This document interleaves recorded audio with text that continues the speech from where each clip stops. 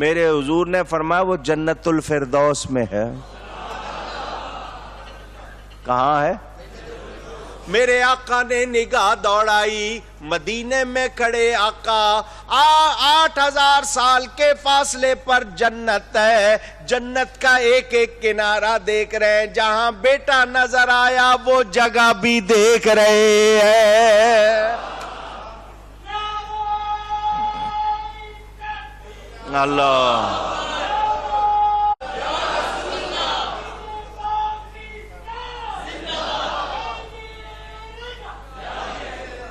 کہاں ہے یہ حدیث؟ بخاری اور مسلم میں. حوالہ بھی دے رہا ہوں. حضور نے فرمایا فردوس میں ہے. تو جو آقا مدینے کھڑے ہو کر جنت دیکھ رہا ہے وہ مدینے سے یہاں بھی دیکھ رہا ہے. ان سے کچھ بھی چھپا ہوا اونچی، اور جس سے رب نہیں چھپا اس سے اور کیا چھپنا ہے. میرے رب نے ان سے کچھ چھپایا نہیں. میرے دوستوں اور بزرگوں، حضور نے فرمایا قوموا الی جنت عرضها السماوات والارض، اٹھو اس جنت کے لیے جس کی چوڑائی آسمانوں زمینوں کے برابر. عمیر بن حمام کھجور کھا رہے تھے، کھجور پھینک دی اور کہا کہ کھانے تک زندہ رہا تو زیادہ عرصہ گزر جائے گا. جنگ کی اور شہید ہو گئے. میرے آقا نے خود حصہ لیا جنگ میں. حضرت علی کا بیان، حضور ہماری پیشوائی کرتے تھے، ہم سب بچاتے ہوئے جنگ کر رہے تھے، حملہ تو سرکار کر رہے تھے.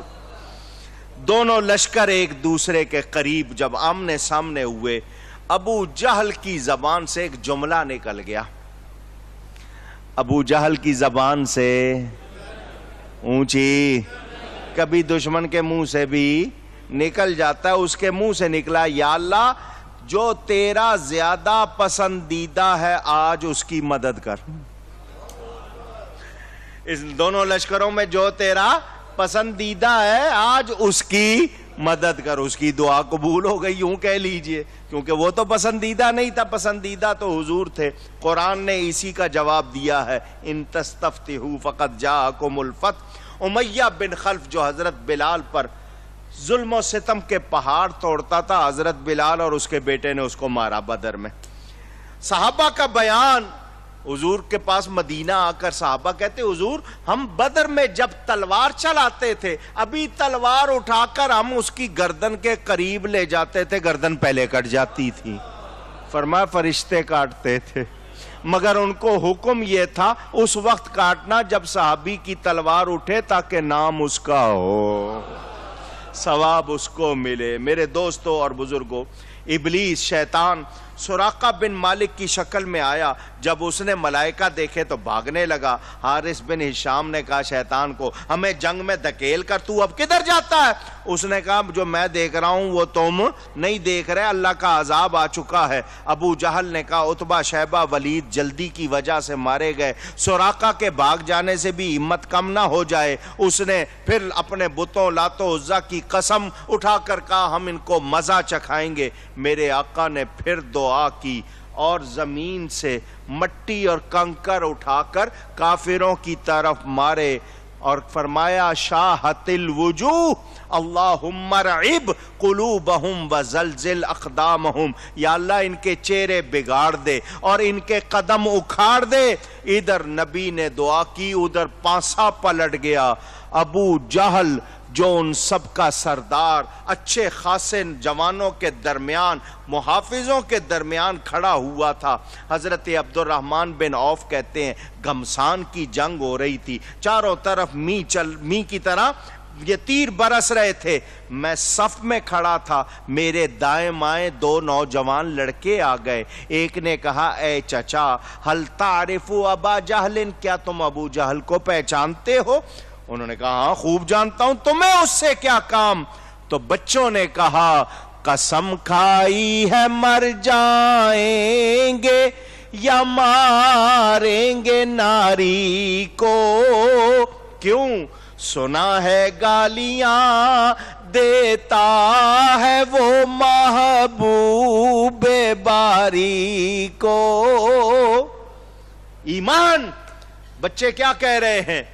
ہم نے سنا وہ ہمارے نبی کو گالیاں دیتا، آج ہم نے فیصلہ کر لیا وہ نہیں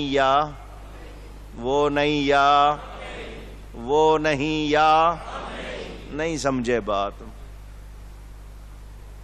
میرا پیغام نہیں سمجھے.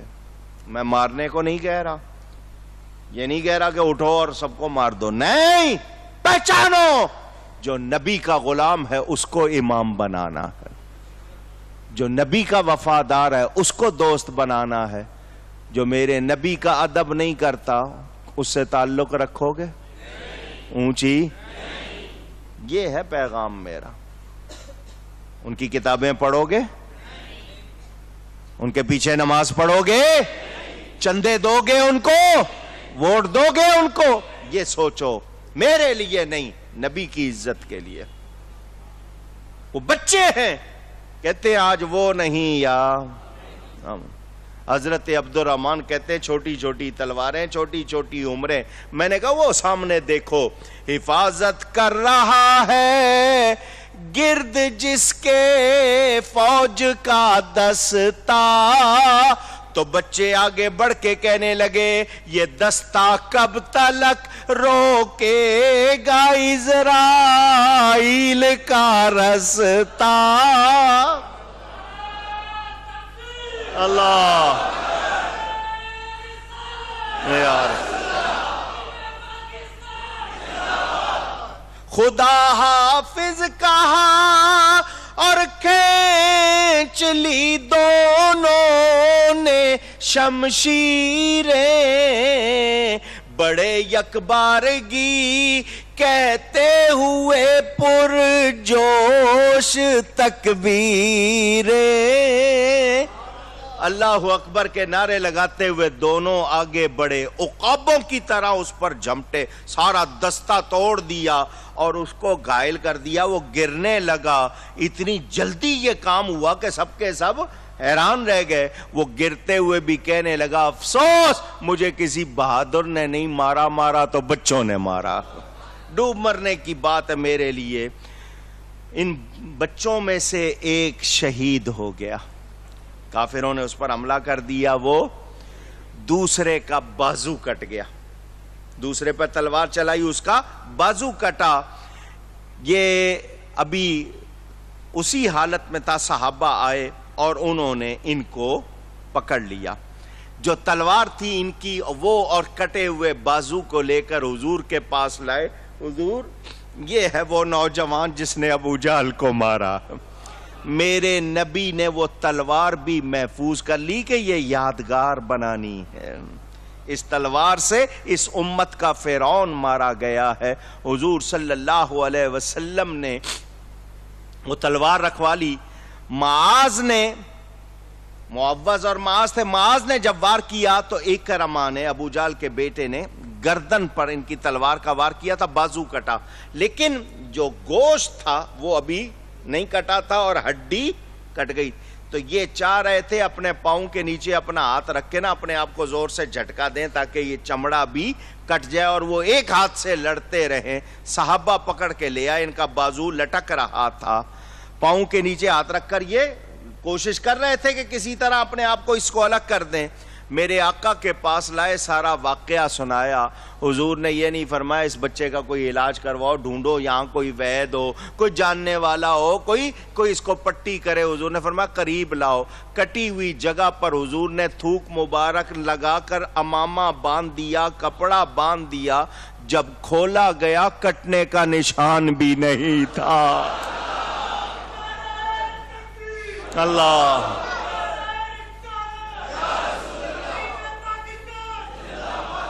اس شہزادے نے پھر اسی ہاتھ سے تلوار اٹھائی، پھر جا کے لڑے اور لڑتے ہوئے شہید ہو گئے. حضور صلی اللہ علیہ وسلم نے ابو جہل کی لاش تلاش کرنے کا حکم دیا. جب لاش ملی تو آقا نے فرمایا الحمدللہ الذی صدق وعدہ ونصر عبدہ وہزم الاحزاب وحدہ. حضور صلی اللہ علیہ وسلم نے اس کے لیے اس کو بتایا سب لوگوں کو کہ ساری تعریفیں اس اللہ کے لیے جس نے وعدہ سچا کر دیا، جس نے اپنے بندے کی مدد کی اور اس کے دشمنوں کو ہلاک کی. فرعون جب غرق ہو رہا تھا تو کہہ رہا تھا میں خدا پر ایمان لایا، لیکن ابو جال اس سے زیادہ برا یہ کہتا ہوا مرا کہ اپنے نبی کو پیغام دینا کہ میں عمر بھر ان سے دشمنی رکھتا رہا، اب بھی اس کے لیے اسی طرح دشمن ہوں۔ یہ حال اس کا، اتنا وہ بے ایمان۔ حضرت ابن مسعود نے اس کا سر کاٹا اور حضور کے قدموں کی طرف پھینکا کہ حضور یہ لیجئے یہ اس دشمن کا سر۔ حضرت زبیر بن عوام عشرہ مبشرہ میں سے، ان کا مقابلہ عبیدہ بن سعید بن عاص، وہ جو تھا لوہے میں غرق، سر سے لے کر پاؤں تک لوہے میں غرق، صرف آنکھوں کے 2 سوراخ کھلے ہوئے تھے، باقی سب طرف سے لوہا ہی لوہا۔ یہ حضور صلی اللہ علیہ وسلم کے وہ صحابی جو عشرہ مبشرہ میں سے ہیں، ان کے پاس نیزہ تھا، تاک کے اس کی آنکھ میں مارا، باقی تو سارا لوہے میں کرتا، نشانہ لے کے اس کی آنکھ میں مارا، وہ گرا، وہ سارا اس کے اندر چلا گیا تو مر گیا۔ آپ نے اس کی لاش پر پاؤں رکھ کر اس کو نکالا تو وہ ٹیڑھا ہو کے نکلا، حضور نے وہ نیزہ بھی محفوظ کر لیا۔ حضرت علی کے زمانے تک وہ محفوظ رہا باقاعدہ، یعنی یہ بتا رہا ہوں، لوگ تبرکات پر تعجب کرتے ہیں، یہاں میں بتا رہا ہوں نبی کریم صلی اللہ علیہ وسلم چیزوں کو یادگار بنا رہے ہیں۔ عکاشہ ایک صحابی ہیں بن محسن، ان کی تلوار ٹوٹ گئی، لوہے کی تلوار تھی، وار ایسا چلا ٹوٹ گئی، حضور صلی اللہ علیہ وسلم کے پاس آ گئے، تلوار تھی ٹوٹ گئی، کس چیز سے لڑوں؟ حضور کے پاس کھجور کی ایک شاخ پڑی تھی، کھجور کی، فرمائے لو اس سے جاؤ لڑو۔ کہاں لوہے کی تلوار اور کھجور کی شاخ تو ویسے بھی لکڑی نہیں ہوتی ہے، تو لکڑی کی طرح نہیں ہوتی، حضور نے فرمایا لو یہ لو۔ وہ کہتے ہیں میں نے جو ہی اس کو پکڑا وہ تلوار بن گئی اور میں اس سے لڑتا رہا۔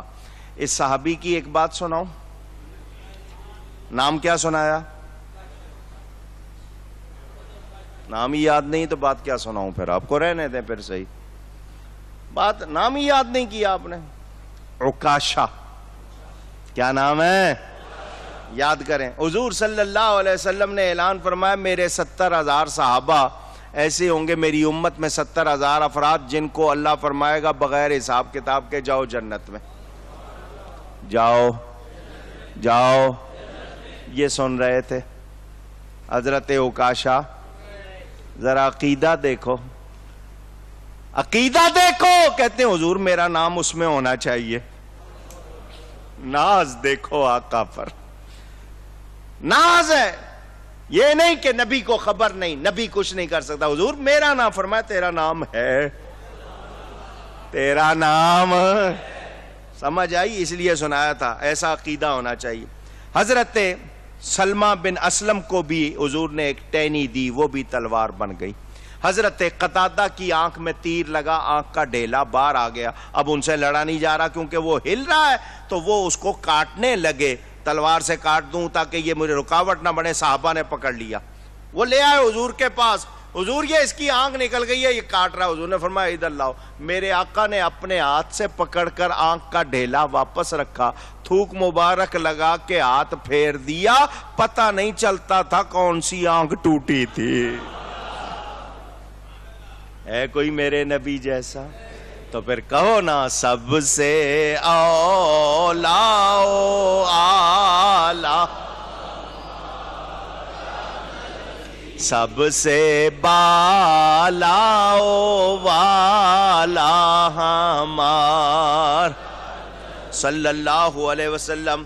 کفار کے پاؤں اکھڑ گئے، حضور صلی اللہ علیہ وسلم کے صحابہ جتنے جوش اور جذبے میں تھے، سامنے سے ویسا ماحول نہیں تھا۔ میرے آقا تلوار لہرا کر ان کا پیچھا کر رہے ہیں، وہ آگے بھاگ رہے ہیں۔ زوال آفتاب تک، صبح جنگ شروع ہوئی ہے، دوپہر تک مارکا جاری رہا، وہ بھاگے، کافر 70 کافر مارے گئے، کتنے؟ 70 پکڑے گئے، 70 مارے گئے، 70 پکڑے گئے، مسلمانوں کے صرف 14 شہید ہوئے۔ حضور صلی اللہ علیہ وسلم نے لاشیں ایسے ہی نہیں چھوڑ دی، لوگوں کا طریقہ ہوتا ہے نا، اپنے لوگوں کی لاشیں بچا لیتے ہیں دوسروں کی، حضور نے ایک کنویں میں سب لاشیں ڈلوا دی۔ امیہ کی لاش، یہ جو حضرت بلال کو مارا کرتا تھا، اس کی لاش ریزہ ریزہ ہو گئی تھی، اسے اسی طرح مٹی سے ڈھانپ دیا۔ 3 دن نبی پاک صلی اللہ علیہ وسلم نے وہاں قیام کیا، جنگ کے بعد 3 دن۔ تیسرے روز جب حضور چلنے لگے تو وہ جس کنویں میں لاشیں ڈلوائی تھیں اس کے کنارے آئے، منڈیر پر آئے، فرمایا یا ابا جہل، یا امیہ، یا عتبہ، یا شیبہ، هل وجدتم ما وعد اللہ ورسولہ حقا فإنی قد وجدتم ما وعدنی ربی حقا۔ اے ابو جہل، اے عتبہ، اے امیہ، اے شیبہ، کیا تم نے رب کے وعدے کو، رسول کے وعدے کو سچا پایا؟ اللہ نے جو اس کے رسول سے وعدہ کیا تھا اس کو سچا پایا؟ بے شک میں نے اپنے رب کے وعدے کو سچا پایا۔ حضور بات کر رہے ہیں کن سے؟ اونچی لاشوں سے۔ کس سے؟ اونچی، بخاری میں روایت موجود، لاشوں سے باتیں کر رہے ہیں۔ حضرت عمر پاس کھڑے ہوئے ہیں، حضور ان لوگوں کو مرے ہوئے 3 دن ہو گئے، ان کے جسم میں روحیں نہیں ہیں، اور آپ ان کو پکار رہے ہیں، ان سے بات کر رہے ہیں، ان کا نام لے کے ان کو کہہ رہے ہیں سنو، تو بے روح جسم کیسے سن سکتے ہیں؟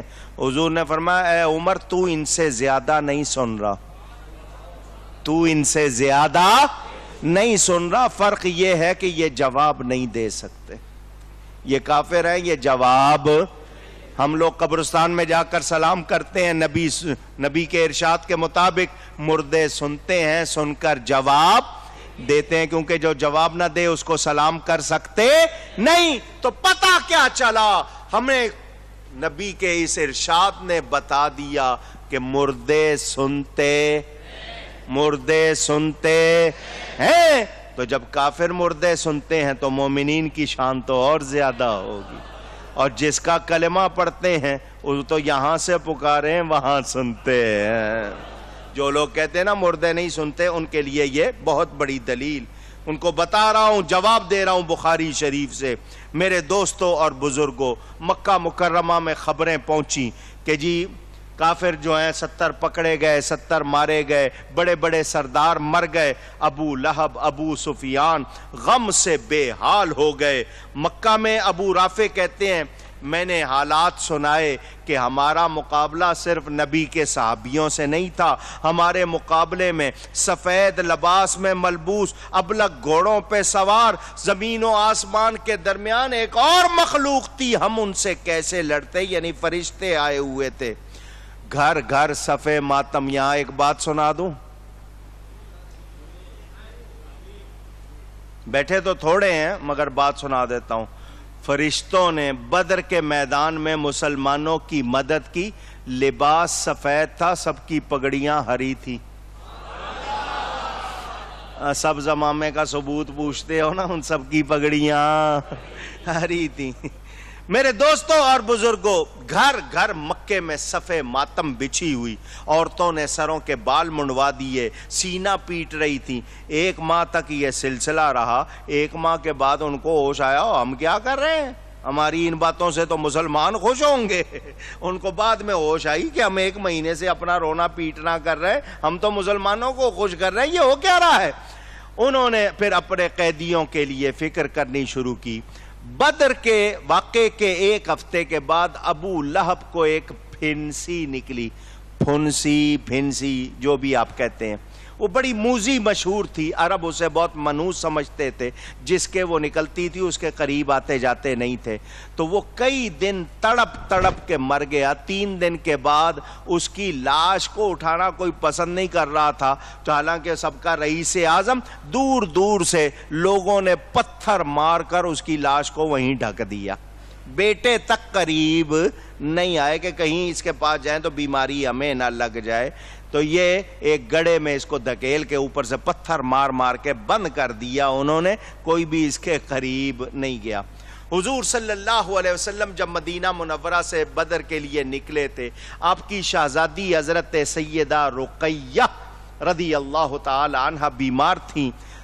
جب حضور واپس آئے، حضور نے حضرت عثمان کو چھوڑ دیا تھا کہ بیٹی کے پاس رہو، ان کو ساتھ نہیں لیا۔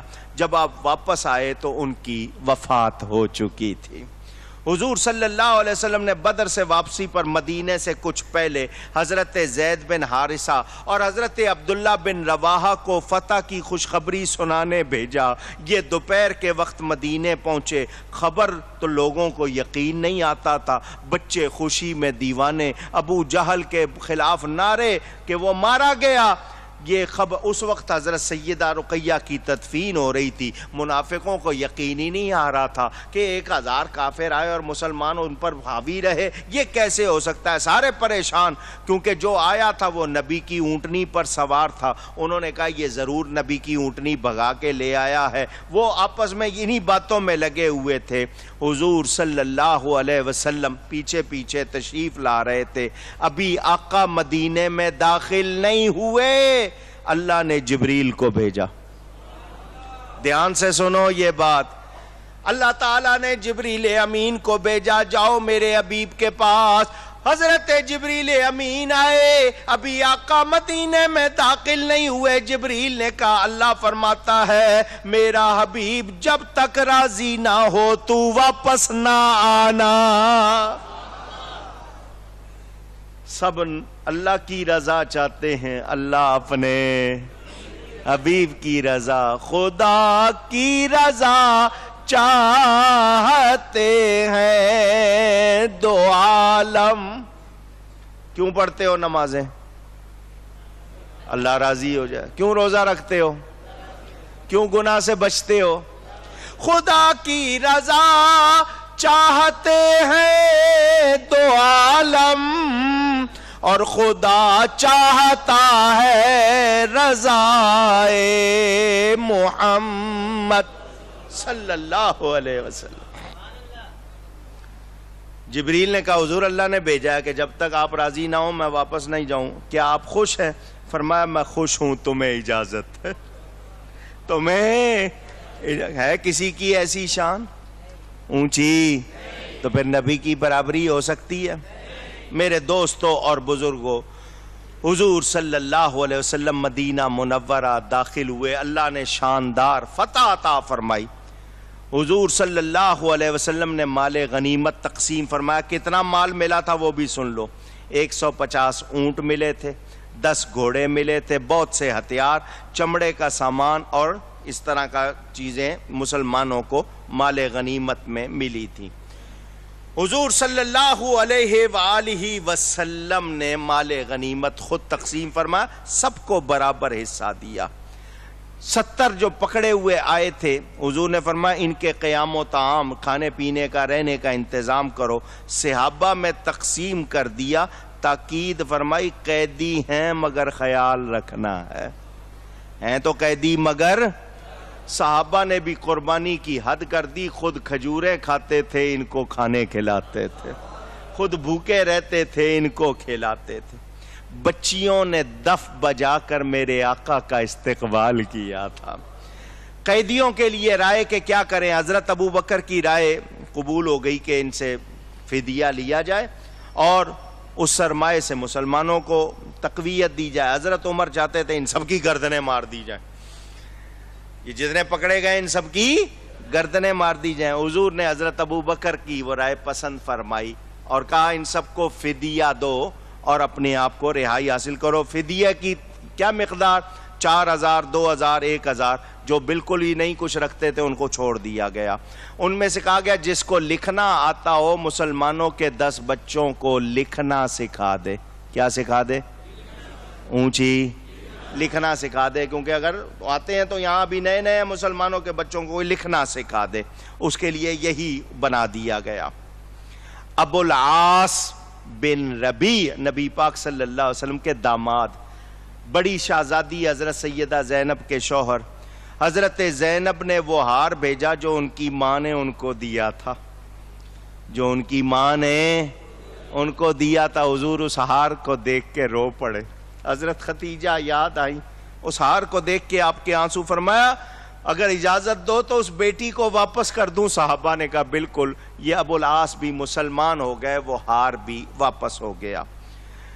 حضرت عباس بن عبد المطلب نبی پاک صلی اللہ علیہ وسلم کے چچا، وہ بھی قیدیوں میں تھے۔ حضور نے فرمایا چچا تم بھی فدیہ منگواؤ. وہ کہنے لگے میرے پاس ہے ہی کچھ نہیں. فرمایا یہاں نہیں ہے, گھر میں تو ہوگا. ان کا گھر میں بھی کچھ نہیں. جب وہ بار بار کہتے رہے کچھ نہیں کچھ نہیں, حضور نے فرمایا چچا جب گھر سے چلے تھے مکہ سے, میری چچی ام الفضل کو دروازہ بند کر کے سونے کی اتنی اینٹ دے کر آئے تھے یا نہیں آئے تھے؟ اور ساتھ میں کہا تھا واپس آ گیا تو ٹھیک, ورنہ یہ تیرے لیے بہت ہوگی. حضرت عباس کانپنے لگ گئے. کیا 300 میل کا فاصلہ, بند کمرے میں میں اپنی بیوی کو اینٹ دے رہا ہوں, نبی دیکھ بھی رہا ہے, جو کہہ رہا ہوں سن بھی رہا. جناب حضرت عباس پر راشا ہوا تاری کہ پیغمبر تو رکھتا ہے دلوں کی بھی خبر ساری. کلمہ پڑھا مسلمان ہو گئے. کلمہ پڑھا, خیال آیا مسلمان ایک و بد پہچان جاتے ہیں, محمد آدمی کے دل کی باتیں جان جاتے ہیں.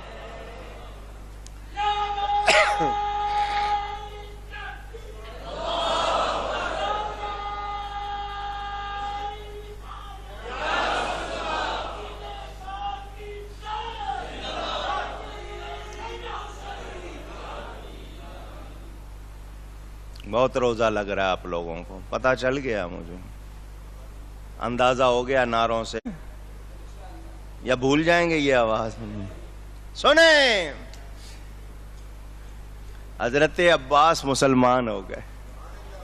حضور کے چچا کہنے لگے حضور ذرا بات سنو. مسلمان ہو کے کہتے کیا حضور, میں نے آپ کی ایک تو یہ بات دیکھی کہ میں 300 میل دور بیٹھا ہوں, بند کمرے میں اپنی بیوی کو سونا دے رہا ہوں, آپ دیکھ رہے ہیں, جو کہہ رہا ہوں آپ سن رہے ہیں. فرمایا مجھے میرا رب دکھاتا اور سناتا ہے. کہنے لگے حضور ایک بات میں نے آپ کی اور بھی دیکھی تھی, ایک بات اور بھی دیکھی تھی. وہ کب؟ بظاہر گنتی کے لحاظ سے عمر میں زیادہ فرق نہیں ہے. حضور جب آپ, اب میں لفظ نہیں کہنا چاہ رہا ہوں, صرف سمجھانے کے لیے, جب آپ کم سن تھے, جس کو بچہ ہونا کہتے ہیں نا, میں آپ کو دیکھنے آیا, آپ کے گھر آیا, آپ کے ساتھ آ کر لیٹ گیا. رات کا وقت تھا, میں نے دیکھا آسمان پر چاند ہل رہا. چاند, یہ سید صاحب کو جگہ دے دینا, آگے آ جائیں گے. یہ باقی ساتھیوں کو بٹھا لیجئے گا, آپ آگے آ جائیں. چاند ہل رہا ہے.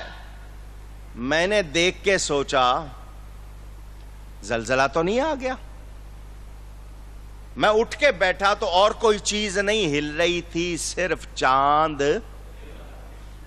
ہل رہا تھا. میں پھر اٹھ کے بیٹھا کہ کہیں میرا سر چکرا رہا ہے, کیا بات ہے. دیکھا تو پھر چاند ہل رہا ہے. اچانک میری نظر چلی گئی آپ کی انگلی کی طرف. آپ کا ہاتھ ہل رہا تھا, لیکن ایک انگلی جدھر ہوتی تھی چاند بھی ادھر ہو جاتا تھا.